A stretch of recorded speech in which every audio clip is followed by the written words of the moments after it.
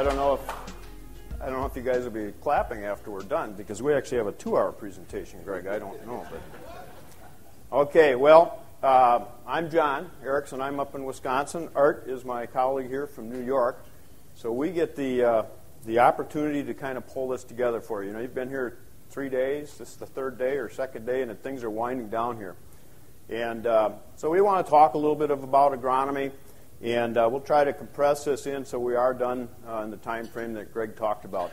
But before I do that, you know, our products, I think as you've gone through the Dow facility today and you've talked with people, our products don't come without a lot of support. And I think one of the key things to do is to let you know who's behind the Mycogen Seeds products in terms of the line. And some of us you've met here at the event, but there's a lot more people that weren't here for the event that are out in the field that provide support for our products. And one of the groups is Nutrition Services. Jon Erikson and Dr. Kathleen Emery and Phil Kruger are here. And perhaps somebody could grab the lights and just dim those a little bit. Does that be possible so you can see some of the people? Because I think this is important to know. A lot of you are new to BMR, new to silage specific. Some of you are considering using it.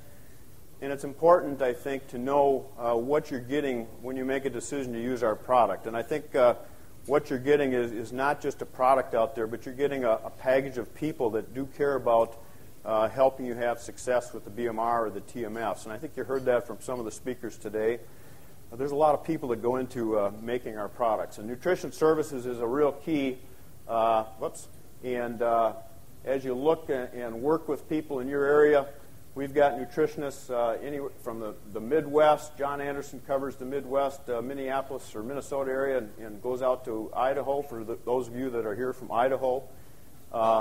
We have a nutrition specialist in California. We've got one in Ulysses, Kansas that covers Texas. We've got Phil in West Salem, Ohio, covers a good share of the Midwest. Dr. Kathy in Wisconsin, I work with Dr. Kathy quite a bit. And John Brulette up in Art's area, as well as you had a chance to meet our senior nutritionist, Dr. Carl Nestor, this morning as well. So that's the nutrition side. We talked a little bit today about what goes into the breeding program, and you had a chance to meet Trent Lindeman. He was one of our speakers. He's in Fowler. He's the gentleman from Fowler, Indiana, and he's one of a part of a group that helps to take the research and a lot of the science that goes into our products and take those to the field and tells us, like Art and myself, district agronomists, what works where, how the traits work, where they respond. And so that's another level of people that go into developing our products, as well as in the agronomy and sales support group. And these are my colleagues, mine and Art colleagues.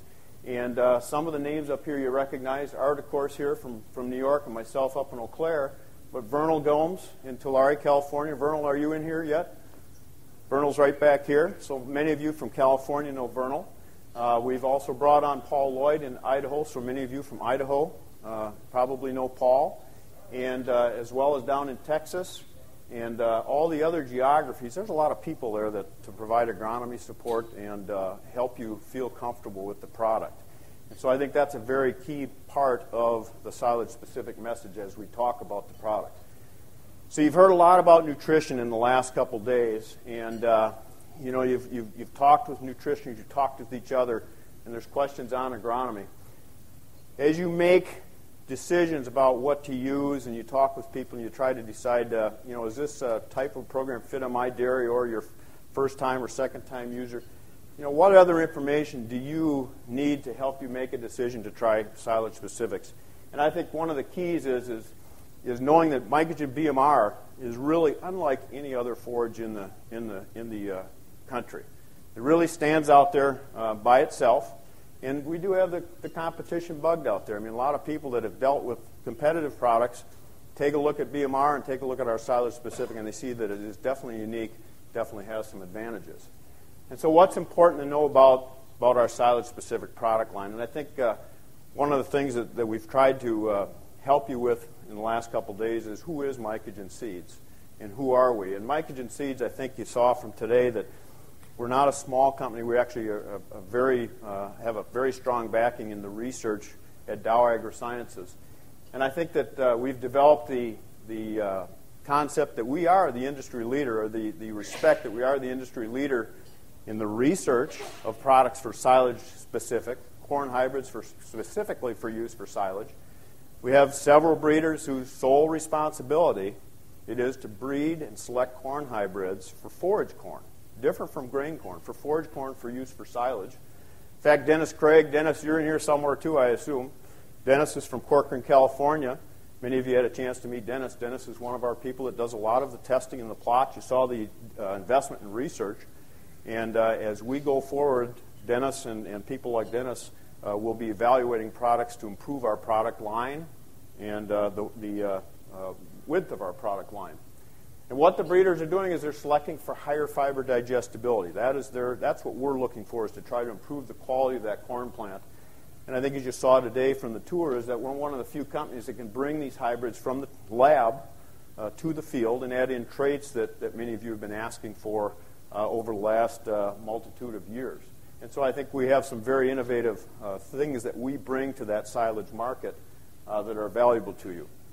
So as we look at that product line, we've talked a lot about BMR. What are BMRs?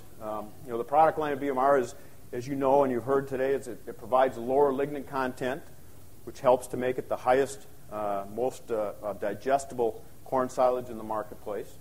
You've heard a little bit about that 4.8 pounds more milk per cow per day, and that's confirmed through multiple third-party studies. We're actually in our fourth generation of products, and I'll show you in a minute what those look like. And what we see with that fourth generation is improvement in yield, improvement in disease tolerances. We've got more products to offer in maturity so we can help spread out that harvest time frame as well. And they now are available with a lot of the key traits, the Herculux 1, the Herculux Extra, as well as Liberty Link and Roundup Ready technologies. So those are things that we've tried to address as well. Oops, go back here. We're a little bit behind in Wisconsin with technology. So, but I think I like to show this slide because it kind of validates, I think, our philosophy in what we're trying to do with our silage products. The World Dairy Expo, the Forage Super Bowl, at the corn silage division, Mycogen's BMRs have dominated that division because one of the things is we're one of the only companies in brown midrib in the world. And so we always show up well from Ohio to New York, Vermont, Michigan. We've always performed very well at the World Dairy Expo, and these are high producer, very top management farms producing brown midribs like yourselves. We don't want to forget our TMF lineup. The TMF lineup is also bred for better digestibility, specifically for silage. If you're one of those people that really wants the top high yields with a little better digestibility, the TMFs are good. But the TMFs don't match the BMR for digestibility. And again, at the World Dairy Expo, I'd like to point out that in that division of non-BMR, Mycogen products dominate that category and have for the last 7 or 8 years as well. And again, I think that supports what we're trying to do at Mycogen Seeds with our silage-specific lineup. So I think it may help today to look at the BMR and understand what makes the BMR the best forage silage in the market. And one of the points I want to make is this isn't the same genetics that maybe you heard about 10 or 12 or 15 years ago. These are new products, new genetics. A lot of research has gone into this product. So what is a BMR corn hybrid? Well, BMR stands for brown midrib. So somebody mentioned, I think Jay Lair said, it's not a genetically modified organism. It's actually a genetic mutation that was discovered at the University of Minnesota back in the 1920s. That mutation results in less lignin in that plant, more digestible, and that results in a higher DNDF value, and that's where you get your digestibility. And so the mutation, what that does is provides a higher quality feed. What we're trying to do with BMRs and TMFs, but more specifically BMRs, is to make milk. It's not a grain corn. We aren't promoting it as a grain corn. Grain corns have lower quality feed. They're a grain hybrid. These are a forage hybrid. BMR is a forage hybrid. The key point is with the BMR, like you guys, we're trying to help you make milk. What differentiates a BMR from a grain hybrid? is the fact that that BMR, because it's a forage corn, it's the highest digestible type of corn in the marketplace, not a grain hybrid. It's designed for a high-quality forage.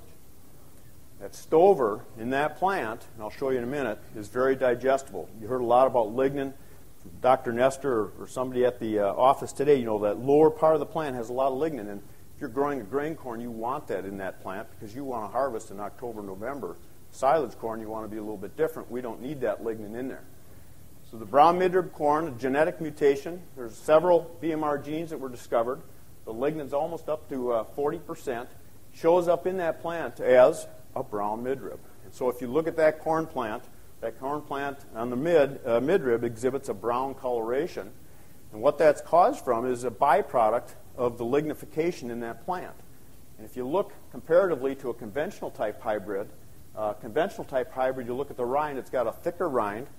If you look at the components, the pith, a little bit spongier, and you compare that with a BMR plant, you can see that BMR plant looks a little moister because there's more cell content in there, more sugars.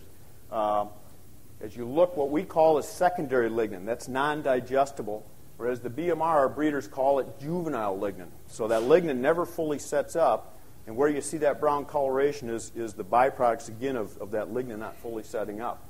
And that allows for more digestibility in that plant. And what you see there, as you look a little closer, just a little bit visually what you see in that plant. Very flexible plant, and again, where you get your digestibility, less lignin. So many studies earlier showed the quality factor in BMRs in the 1920s, but the agronomics weren't good at first. And that's why, until we had some advances in breeding technology, and you saw some of those today, we didn't see a lot of success with BMRs starting until about the year 2000. But those studies showed that increase in milk yield, did very well. In fact, that 4.8 pounds comes from 16 studies, of which Carl Nestor had on his board today, or on the computer, 15 of the independently conducted studies at the universities, Minor Institute, USDA Forage Dairy Research, showing that 4.8, I'll get this yet, 4.8 pounds more milk per cow per day from a brown midrib. And the greatest benefits that they've seen are with the highest producing dairy cows. So they're the ones that you have on your farms out there that are going to respond to that higher quality forage. Now, as I mentioned, the advancements in these breeding techniques have allowed some great advances in our product lineup, and Art's going to talk about that in just a second. We are in the fourth generation. What we're seeing with this fourth generation is some additional increases in yield. We're seeing improvements in plant health as well as disease resistance. And so as we move into other markets, California, I don't think you share as much with the disease problems that we have maybe in, say, Iowa, or as we move into some of the southern geographies. But you're looking at yield and improvements that way, and I'll show you some of the products that we have. But here's just a visual of a same fourth generation maturity, 105-day. We've seen some height differences as well as some agronomic improvements in disease and whatnot. And it just visually shows you the difference in some of these plants. The quality of the BMRs, you've heard about this from the nutritional side of it, is the average BMR in our studies, our database, is about 65% digestible fiber. If we compare that to the average of TMFs are about 55%. And if you compare it to conventional hybrids, there's probably another 2 to 5 percentage points advantage over the conventionals there too. So the BMRs definitely have that quality advantage. The yields are comparable with conventional grain-type hybrids. If you compare it to elite grain-type hybrids in our database, about 20-ton, BMRs are right up there with the elites showing in tonnage. And that's, again, part of the advancements we've had in our breeding. And Art's going to talk a little bit about some of the information that comes from that. Vernal sent me this picture this year from Modesto, California, of a F2F 797, 32 ton per acre. And just shows you that the crop, the plants are very healthy, very nice looking, and yield exceptionally well. Here's another plot in Keys, California, where the field averaged 34 ton, and I think this picture shows that BMRs do have a good starch load on them. They get energy from the starch as well as from the fiber digestibility. And I throw this slide in here because I think this addresses some of the questions that I've had from people over the years. It doesn't handle stress well. Well, this is a sample or a plot that was taken in Wisconsin in 2006 up near Eau Claire, where I live. And if you look at this is against some competitor hybrids that are sold for silage hybrids. If you look at same maturity, look at the new generation BMRs compared to yield, under stress, low moisture, DNDF, NIR, the improvement there. Starch, we actually beat these competitive products in starch load, which this particular competitor talks about starch and likes to have a lot of starch in their product. And then look at where we ranked in milk per ton. And then the other promotional piece from the competitive company is the milk per acre. Well, these new generations beat them in milk per acre, milk per ton, under stress. That addresses a lot of the questions that people have as far as the agronomics of these new products. Some of you may be aware of some other BMRs that have entered into the marketplace. You know, there's not a lot of competitors in the market of BMR. A couple people have tried to enter in. And just to give you a little idea of what we've seen is it's very similar to where we were about 10 or 12 years ago in terms of what the plants look like. In fact, competitive BMR is on the right here. This is a 100-day competitive BMR. And this is from 98, 100-day, and 102-day BMR, competitive BMR. Height differences, stage differences, and then we took it to yield. We've seen some yield differences. So, you know, the reason there's not a lot of people in breeding BMR is it's a lot of investment to get it to where we need to have it. In fact, here's a picture that Art sent me the other day from New York. Our BMR is on the right. This would be about 104-day versus the competitor, about 102-day, right in that area. And just showing you, I don't know if it comes over real good there, but you can see a little better plant health in our BMR on the right compared to some of the competitive products. So, silage-specific TMFs, again, we're trying to get that quality improvement. It's not going to be where the BMR is, but we get about a 2 to 5 percentage point improvement in DNDF. We also get more energy from the softer kernels that the TMFs are bred for. And we do have a good correlation of data that shows that there is a milk increase with a TMF over a BMR or over a competitive grain-type hybrid as well. Vernal was busy this year, and he hasn't been on board for that long, but he sent me this plot here, too, that yield results from the Tulare County silage corn variety trial. And I talked about our research efforts. This is one of our new products, Mycogen. And I think what this shows is for those of you in that southern environment, Texas, New Mexico, that are in the audience, as well as California, that our performance with our new products is going to be very excellent. We've made a commitment to that market. We're going to bring some good products to market as well. So the bottom line, you know, on silage specific, before I turn it over to Art, is these hybrids that you've heard about and talked to each other about and listened to us talk about, you know, they're a tool and an investment for your farm, just like any of the technologies that are available.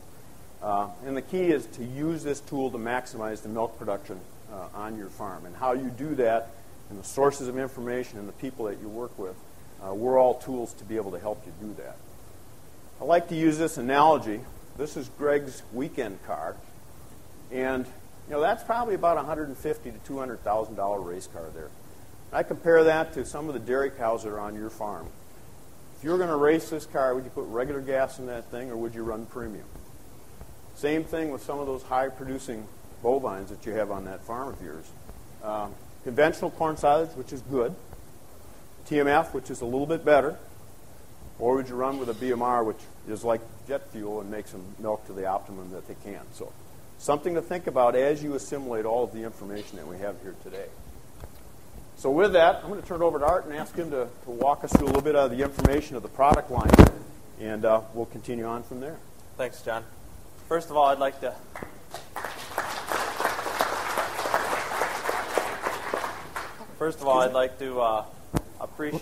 tell you how much I appreciate getting to spend some time visit with you all the last couple of days. It's been a lot of fun and a learning experience for me as well. I'm going to talk about a couple things here along with new products and maybe some of the things that you run into on your farm or thoughts that I've had or actually maybe even a few things that I've overheard around the water cooler and coffee table out there, comments that you've made that I'd like to address to ease some of your concerns. And I'd like to start out, think about what you're doing on your farm. Are you growing corn? Or are you just growing corn silage? Are you growing dairy feed? Where are you at on your production? Are you growing dairy forage? You know, you think about, this is just cow feed. No, I want to produce high-quality forage. Or are you thinking about making milk? Is that your priority? I know a lot of farms that make a lot of milk, but are they necessarily being profitable at that making milk? I know some farms that may not be the highest producing herds in their area, but they're very profitable. Where do you fall in on this chart? Where can Mycogen Seeds BMR help you with this? Okay? So with BMR, you need to change your thinking.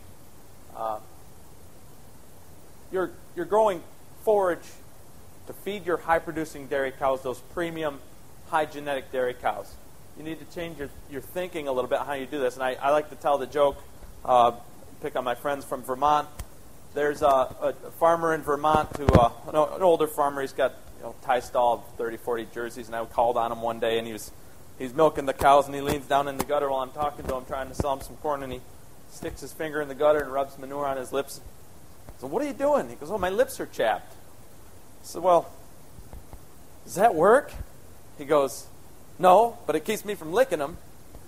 So, it's a different way of thinking about how you're doing these things, how you can get the job done. You can get the job done a couple different ways. So when we look at where we're at here, you're growing forage to make milk. You can grow forage to replace grain, which we've heard from Dr. Nelson, and growing forage for profitability. When you look at, if you're just growing corn, or if you're just growing feed, where are you at there? If you're growing just corn, you're only grossing about $800 an acre.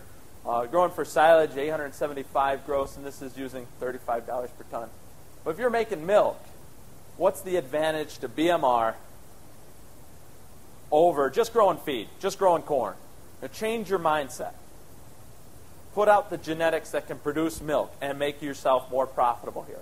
So if you look at your return on investment per 100 cows, so if you're milking 500 or 1,000, it's about $20,000 a year income more on your farm by growing BMR if you realize that 4.8 pounds of milk. Now you can take that 4 pounds milk and reduce more grain and realize these same savings, but you're realizing that through a reduced grain cost. There's a couple different ways you can work with BMR here. I've heard a lot of people say, I really like what I'm doing now. I think I'm doing a pretty good job. And you probably are, because you're successful, and that's why we invited you here. So where are your hesitations? Where are your concerns? If you don't want BMR to work, you could probably find out a way to screw it up and not make it work. And so I ask you, if you're really serious about trying BMR, take the lessons that we've gave you here today and make it work. Not just that. Use the tools that we offer, like a nutritionist like Phil, an agronomist like John. Use those tools to help you make it work. That's what we're hired for.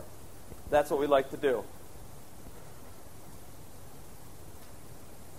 So, I hear a lot of people going, well, the universities aren't really behind BMR. And this was data presented just this past October on BMR. You look at this slide, and what do you take home? I take home here that, well, I got a BMR here, this dotted line. I've got a TMF here with the triangle line. Heck, they're no different. I'm not going to pay the price difference. I'm going to get the same advantage, return cow per day. Whatever the yield is, I'm going to get about the same by planting BMR. They never adjusted the ration in this research trial to try to make BMR and make it make milk. But yet they presented this to growers. The university that presented this information to growers presented it just like this. Well, what are your university's good data source? And this is good data, but you have to know the background. That's all the researcher did was put up this slide and say, oh yeah, you can get a higher return per cow per day on BMR. Well, yeah, in this case, so can you with TMF. So, there's some special things that need to happen with BMR, and we've talked about those things. Dr. Nelson talked about those things to realize the difference here. And I apologize, because I talked to Dr. Nelson after he spoke the other day, and I asked him a question about milk per ton, milk per acre. He goes, that doesn't mean anything. And now I'm going to show you some milk per ton, milk per acre things. So, oops, I don't need to do that. I can't take this off. So basically he said NDF is forage quality. NDF is forage quality. So if you look, the red line is BMR, the TMFs are the green line, and conventionals are the blue line. Not a very dramatic graph. But if you take this graph and you convert this to milk, Oops, I'm sorry. I didn't add that graph back in there. Maybe John took it out on me. No, I didn't add it in there because it's the same graph. You just put in pounds of milk along this axis, and you change the digits to pounds of milk, and it's 5 pounds higher, all the way up the scale. So I heard somebody say, I'm already making 90 pounds of milk. Do I need BMR? Yeah, if you're making 90 pounds of milk out here, you change from 90 pounds of milk, you still add 5 pounds of milk to those cows. Okay? Doesn't matter where you're at. We have herds I have a very good herd in New York that's averaging 1,500 cows, averaging over 100 pounds of milk per cow per day. Very good cow. And he couldn't do it without BMR, and that's what he tells you. Here's another one I saw this summer. So this is 07, presented, you Wisconsin people, this came out of the University of Wisconsin. But this was data presented this summer. And if you look over here on yield for BMR, this is milk per acre versus milk per ton. So this is an indication of quality and yield. This is primarily an indication of quality. He's showing graphs about how poorly the BMRs yield. Yeah, they have great quality, but they don't yield. Let's look at the fine print here. So a university professional showing data from hybrids from 6 years ago. Okay? And presenting this as fresh, new, exciting data. This is my own data from this year, University of Cornell, or Cornell University data information. This is a TMF hybrid here. This is the same thing, milk per acre versus milk per ton. And where's the BMR now? 4th generation BMRs. This is only this hybrid's maturity group. Okay? So we have BMRs high yielding, topping the plot for yield, and having excellent, excellent quality. In my geography, though, BMR is home. BMR loves New York for whatever reason. It grows very well there. As your environment increases stress, you need to take actions to help decrease that stress for the BMR. It's just a corn plant. It can't help itself. So in a higher stress environment, you may need to be looking at possibility of adding fungicides, irrigation, controlling insects, all those things to do to make BMR successful. And you can do it. I grow BMR in some fairly stressful environments, such as the Delmarva. I know we have some representatives here. And under irrigation, with fungicides, with the Herculex traits, we can make it work, and work pretty well. Just to show you the whole plot, and to give you an indication of this was all the plots in here. And we have another hybrid I'm pretty excited about that's new here, showed above average for the plots. Now, if you want to talk about yield differentials, let's talk about, here's a good Garst number, here's a good Pioneer hybrid, and they're yielding lower than, considerably lower than BMRs. There's no yield, and in fact, these are some very respectable numbers for not just milk per ton, milk per acre. So where are we at here? And I'll just make them the longer in this plot. This was a 100 and 105 day environment. The longer hybrids in these plots just wasn't in their environment. So not to say anything bad about that. They just weren't placed properly, which is important too. So getting the right BMR for your corn is important, or for your farm is very important as well. Here's where we were with BMRs, and you talk about where we've come from. And this was only 3 years ago. This was our whole BMR lineup, our whole pipeline. We had 6 hybrids in our whole BMR pipeline. No traits. No Roundup, no Herculex. You look at, these are just the hybrids we're adding this year in BMR. So we have 11 new hybrids. 11 new hybrids and all sorts of traits. Quad means Herculex, rootworm, Herculex 1, Roundup Ready, Liberty Link, Herculex 1, Herculex rootworm, some more Roundup. So we've come a long ways in the last 3 years. Not only bringing you new genetic packages like this 487, that's the same genetic package of the 485 I showed you in the slides before. We're trading those. We're bringing you new earlier BMR here, this exciting 89 day for the northern environment, but some longer season things with extremely better plant health here. FDOS 739 for our California people. This basically, when we go to agronomy meetings and they ask me what I think about this hybrid, it doesn't matter because this is for you. I won't even get a bag of it. So it's got the agronomics that really serve that area very well. Bred for digestibility. This is something we like to do out in the field. Is you take that plant and you bend it over and touch the tassel to the ground late in the season. If you think about a plant that was bred with stay green, stalk strength, and what would happen to a plant like a conventional grain corn that just given to you called silage would break off at that point in the ground. Lots of traits. We've got the F697 family stacked with any trait version you would want, and more traits coming throughout the pipeline. Shows off a little bit of our TMF genetics here. Excellent plant health in the TMF genetics. So as we talked about, I think Russ had a question about mixing. If you're going to mix BMR, would you take a very poor silage quality hybrid and mix it? No, I would say I'm going to take the next best thing, which is a TMF.